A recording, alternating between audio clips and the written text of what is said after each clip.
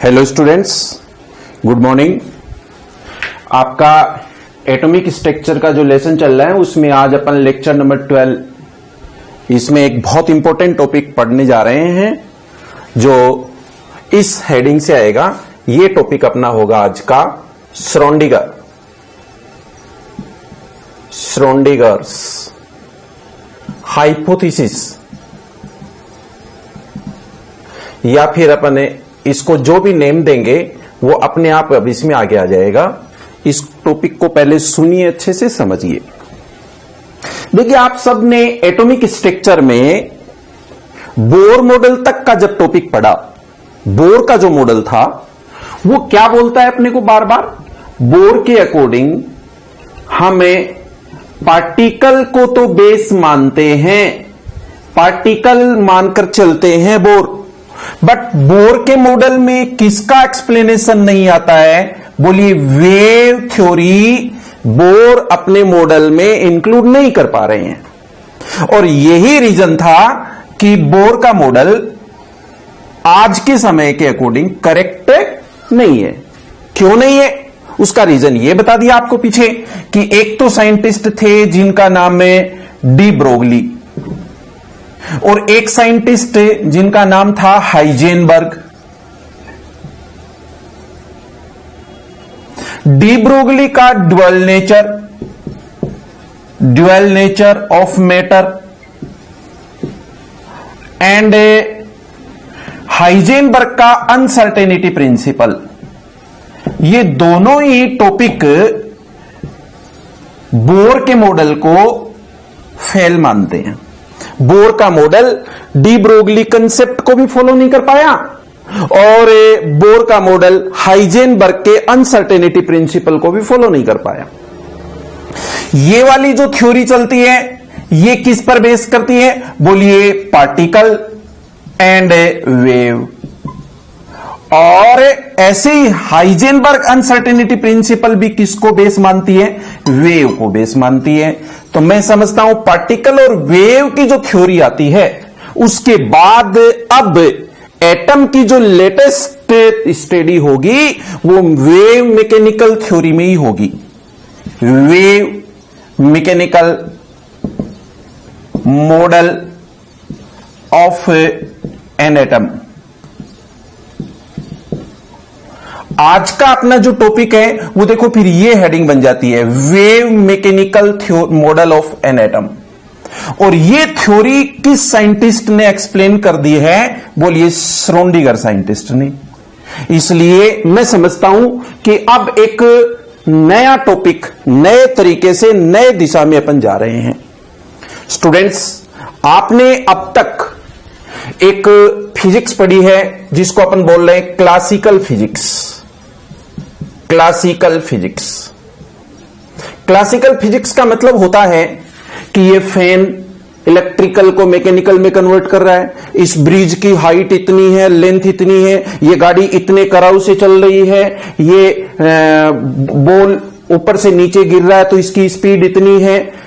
इस प्रकार की बहुत सी जो फिजिक्स हम पढ़ते हैं, जिसको अपन ऑब्जर्व करते हैं, जिसको अपन देखते हैं, जिसके प्रैक्टिकल करते हैं, जिसके कैलकुलेशंस करते हैं और जो डेली लाइफ में अपन काम में ले रहे हैं, वो क्लासिकल फिजिक्स है। बट स्टूडेंट्स, अब एक आश्चर्यजनक फिजिक्स भी आपके सामने आने वाली है। वो आश्चर्यजनक फिजिक्स क्या है? वो है श्रोडिंगर की क्वांटम मैकेनिक फिजिक्स। अब एक नया नाम आपके सामने आ रहा है फिजिक्स का, जिसको मैं नोट कर रहा हूं, क्वांटम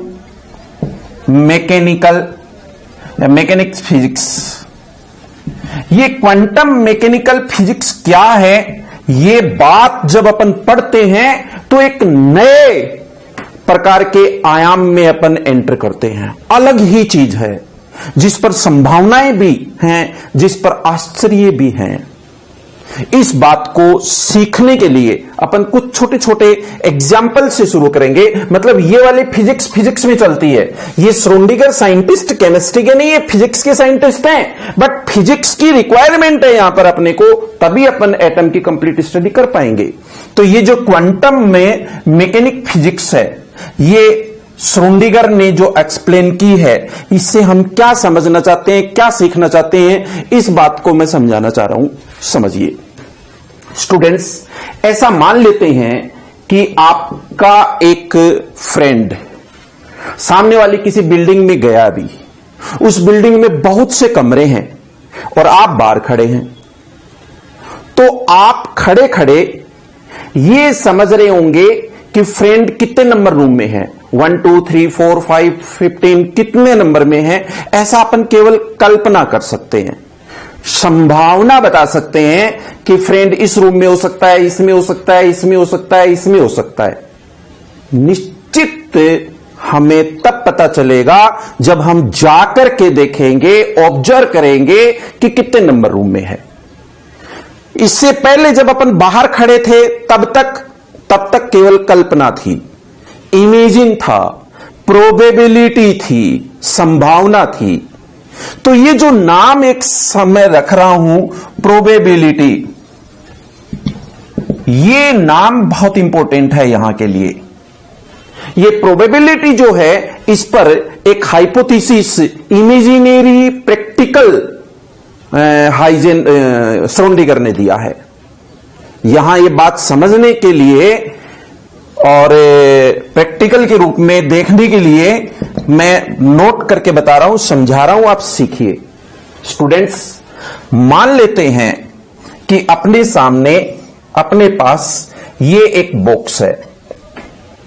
इस बॉक्स में हम एक प्रैक्टिकल करना चाहेंगे जो कैट एक्सपेरिमेंट के नाम से है।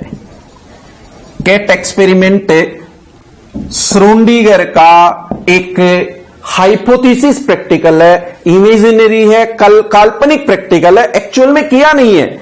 ये ऐसा माना जा रहा है कि अपन एक प्रैक्टिकल कर रहे हैं। ये आपके पास में जो एक बॉक्स है, इस बॉक्स में इस जगह पर उन्होंने एक रेडियो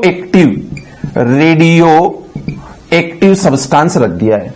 यहां एक सेंसर लगा दिया है, यह सेंसर है। इस सेंसर के और इस रेडियो एक्टिव मटेरियल के आपस में एक रिलेशन है। सेंसर के नीचे यहां पर एक हथौड़ी लगाई है और हथौड़ी के पास यहां पर एक पॉइजनस गैस की बोतल है। यह पॉइजनस गैस की एक बोतल है और इसी बॉक्स में यहां पर उन्होंने एक कैट रख दी है, कैट रखी है, बिल्ली है एक। स्टूडेंट्स देखो, सीखे आप प्रैक्टिकल को। एक बॉक्स है, उसमें एक रेडियो एक्टिव सब्सटेंस है, यहां सेंसर लगा हुआ है, इस सेंसर के नीचे एक हथौड़ी लगी हुई है, ये हथौड़ी के पास यहां पर एक पॉइजनस गैस की बोतल है और इधर एक बिल्ली है, ये कैट है। अब इससे क्या होगा वो सीखिए। रेडियो एक्टिव सब्सटेंस के डीके होने की पॉसिबिलिटी 50% है। 50% संभावना है कि ये एक्सप्लोजिव हो जाएगा और 50% संभावना है कि ये विस्फोट नहीं करेगा। अगर ये रेडियो एक्टिव डीके होता है तो इसका पता किसको चलता है? सेंसर को। सेंसर किसको टच करवाता है? हथौड़ी को। हथौड़ी किसको ब्रेक कर देती है? बोतल को। बोतल टूटती है, पॉइजन के कारण कैट डेड हो जाती है। बॉक्स बंद है। प्रैक्टिकल की स्टार्टिंग आपके समझ में आई होगी। स्टूडेंट्स आप देखना, मैंने कैट एक्सपेरिमेंट लिया है। 50% संभावना है कि ये बोतल टूट सकती है, 50% संभावना है कि बोतल नहीं टूट सकती। यदि बोतल टूट गई पॉइजन के कारण बिल्ली डेथ हो जाएगी, नहीं टूटी तो बिल्ली जीवित रहेगी। अब आप बताइए, बॉक्स बंद है, बाहर से दिखाई नहीं दे रहा, आप बताओ, कल्पना करो कि बिल्ली अभी जीवित है या बिल्ली मर चुकी है। मैं बोलूंगा कि बिल्ली जीवित भी हो सकती है और बिल्ली मर भी सकती है। आप भी ऐसा ही बोलेंगे। आप बोलेंगे कि 50% संभावना तो है उसके जीवित रहने की और 50% संभावना है उसके मर जाने की। हमें एक्चुअल पोजीशन का पता नहीं है। एक्चुअल क्यों नहीं है? क्योंकि वो अंदर है, हमें दिखाई नहीं दे रहा है। इस प्रकार की जब पोजीशन आपके सामने है कि एक्चुअलिटी का पता नहीं है, उस पोजीशन को आप नेम दीजिए सुपरपोजिशन, ये सुपरपोजिशन कंडीशन बनी हुई है अभी आपके सामने। आपको एक्चुअल कैसे पता चलेगा कि बिल्ली अभी जीवित है या मर गई है? इसके लिए हमें बॉक्स खोलना पड़ेगा। बॉक्स को खोलेंगे, हम देखेंगे, हमें अब जो इमेज आपके सामने अपने सामने आएगी वो या तो बिल्ली मरी हुई मिलेगी या फिर वो जीवित मिलेगी, या तो डेड है या लाइव है। ये जो कंडीशन आपके सामने आ रही है वो इस कारण से होती है। ये तो फर्स्ट कंडीशन मान ली अपन ने। अब सेकंड कंडीशन क्या थी कि आप जब बॉक्स को खोल देते हैं उस समय जो वेव फंक्शन है वो कोलैप्स हो जाती है, और वेव फंक्शन के कोलैप्स होने से हमें दो इमेज नहीं मिलेंगी, केवल एक मिलेगी। वो या तो लाइव की मिलेगी या डेड की मिलेगी। स्टूडेंट्स, प्रैक्टिकल करेक्ट वो थिंकिंग का है, हाइपोथेसिस है, परिकल्पना है। आप भी परिकल्पना करिए। आपके पास बॉक्स है, बंद है, तब हम क्या कह रहे हैं कि संभावना है कि वो बिल्ली मर गई होगी या जीवित होगी। 50-50% जब पॉसिबिलिटी है तब तो हमने क्या नाम दिया? देखो, सुपरपोजिशन। और जब हमने स्वयं उसका ऑब्जर्वेशन करके देखा, जब ऑब्जर्वेशन करके देखा, पैकिंग को खोला तो या तो ये लाइव थी या डेड थी, तो उस समय हमारे सामने जो एक इमेज बन के आई वो क्या थी? वो थी वेव फंक्शन का कोलैप्स। वेव फंक्शन का कोलैप्स होने से ये आपस में मैच हो गई दोनों लाइंस, और दोनों लाइन मैच होने से हमारे सामने केवल एक इमेज बन करके आई। इस प्रकार के इस प्रैक्टिकल के बाद ये श्रोडिंगर साइंटिस्ट को क्वांटम मैकेनिक फिजिक्स बनानी पड़ी। और उन्होंने भी एक बार तो, जहां तक मैंने पढ़ा है, मैं जितनी रीडिंग्स मैंने की हैं, मैं आपको यह भी बताना चाहूंगा कि एक बार तो ये भी इतने इरिटेट हो गए इस फिजिक्स से कि फिजिक्स छोड़ करके बायोलॉजी पढ़ना शुरू कर दिया था। लेकिन स्टूडेंट्स, अपने को वहां के डेप्थ में नहीं जाना, अपने को तो इस श्रोडिंगर साइंटिस्ट के द्वारा अब जो एटम की लेटेस्ट स्टडी हो रही है उस पर जाने की जरूरत है। तो मैं यही एग्जांपल अब एक कोई दूसरे तरीके से भी समझा रहा हूं, उसको भी सुनिए, सीखिए। अब आपके पास में दो टाइप के पार्टिकल्स हैं। ये मैं एक बार आपके पास दो टाइप के पार्टिकल रख रहा हूं। एक तो पार्टिकल है क्रिकेट की बॉल, और एक पार्टिकल है आपके पास में इलेक्ट्रॉन। आप कहेंगे कि क्रिकेट की बॉल हमें साफ साफ क्लियर दिखाई दे रही है, बट इलेक्ट्रॉन ये एक माइक्रोस्कोपिक पार्टिकल होता है, ये नग्न आंखों से दिखाई नहीं देता। अपने रूम में भी बहुत से पार्टिकल्स हैं जो कि मूवमेंट कर रहे हैं, और जब ये पार्टिकल ऐसे मूवमेंट करते रहते हैं तो उनकी पोजीशन करेक्ट सही नहीं बनती है, उसको अपन सुपर पोजीशन बोलते हैं। इस इलेक्ट्रॉन की बात हम एटम में करना चाहते हैं। जब आप किसी क्रिकेट की बॉल की बात कर रहे हो या किसी गाड़ी की बात कर रहे हो, तो मैं आपको ये बोलूंगा कि वो गाड़ी या तो चल रही है या रुकी हुई है। क्या ऐसा हो सकता है कि आप दोनों बात एक साथ बोल दो कि चल भी रही है, रुकी हुई भी है? ऐसा नहीं हो सकता है। या तो वो बॉल एक जगह पर निश्चित रूप से पड़ी है, या फिर वो बॉल मूव कर रही है, मोशन में है। दोनों कंडीशन एक साथ नहीं हो सकती। किसकी? मैक्रो पार्टिकल की। ये मैक्रो पार्टिकल है, इनकी दोनों कंडीशन एक साथ नहीं हो सकती। लेकिन जब आप माइक्रो पार्टिकल की बात कर रहे हो, तब हम क्या कह रहे हैं कि इस पार्टिकल की सुपर पोजिशन बनती है, और जब हम उसका ऑब्जर्वेशन करते हैं तब वेव फंक्शन का कोलैप्स हो जाने के कारण हमारे सामने एक इमेज बनकर के आती है। यह बात समझाना चाहते हैं श्रोडिंगर। तो इस बात को समझाने के लिए श्रोडिंगर ने यह माना है कि केवल पार्टिकल से ही स्टडी नहीं होगी, उसके वेव स्टडी भी करनी पड़ेगी। और जब हम पार्टिकल और वेव दोनों स्टडी माइक्रो पार्टिकल की करेंगे तो उसके लिए हमें एक वेव इक्वेशन की रिक्वायरमेंट होगी। इसलिए श्रोडिंगर ने एक वेव इक्वेशन डिजाइन किया था। वो वेव इक्वेशन क्या है, पहले वो पढ़ लीजिए।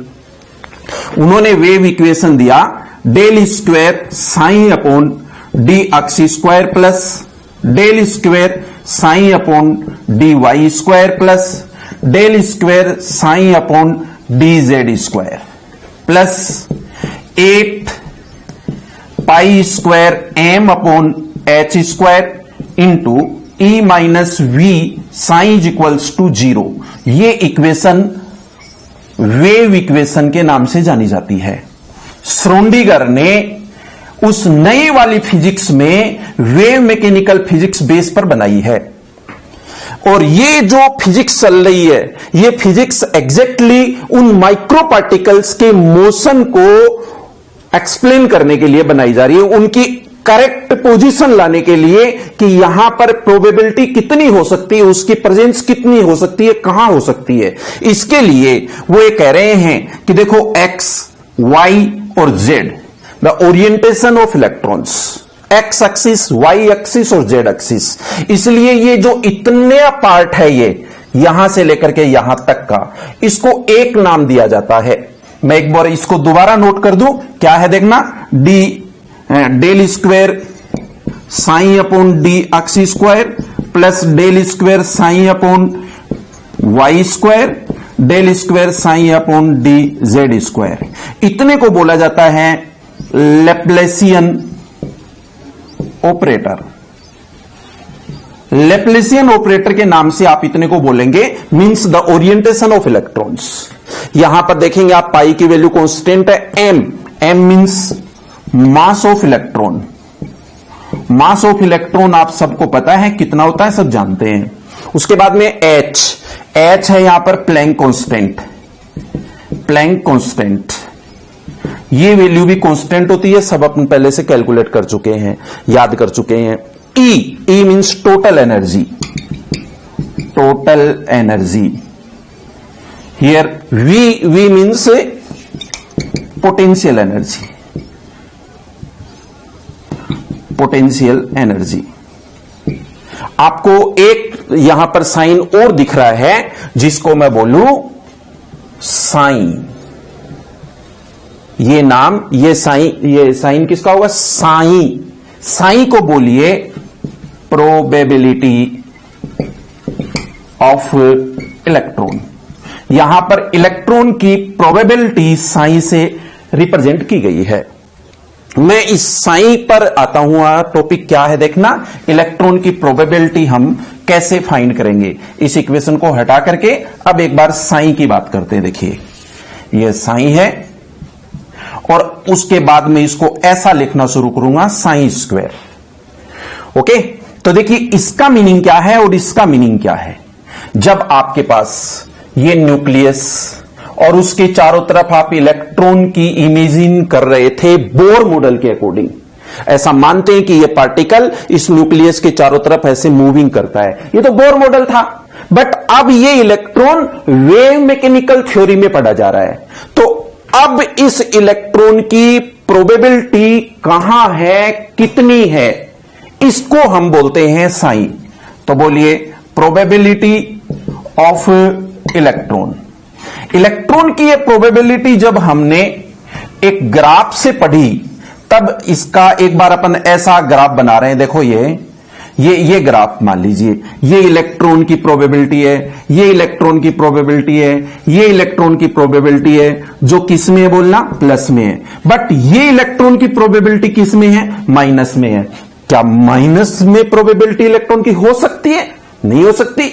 इलेक्ट्रॉन तो होगा ही, माइनस नहीं होगा, इसलिए ये ग्राफ इसका करेक्ट नहीं बनता है। तब हम इसको क्या लिखना शुरू करते हैं, साइन स्क्वायर। ये जब साइन स्क्वायर लिखेंगे तब इसका ग्राफ इस प्रकार से आएगा। देखिए ये जो ग्राफ आ रहा है, ये क्या बता रहे हैं कि इलेक्ट्रॉन की प्रोबेबिलिटी इतनी है, इलेक्ट्रॉन यहां है, इलेक्ट्रॉन यहां है। इलेक्ट्रॉन की प्रोबेबिलिटी ये देखिए इंक्रीज होती जा रही है, बढ़ती जा रही है। ये इलेक्ट्रॉन की प्रोबेबिलिटी लगभग 0 है, यहां ज्यादा है, यहां और ज्यादा है, यहां और ज्यादा है। ये किसकी वैल्यू आ रही है, साइन स्क्वायर की वैल्यू आ रही है।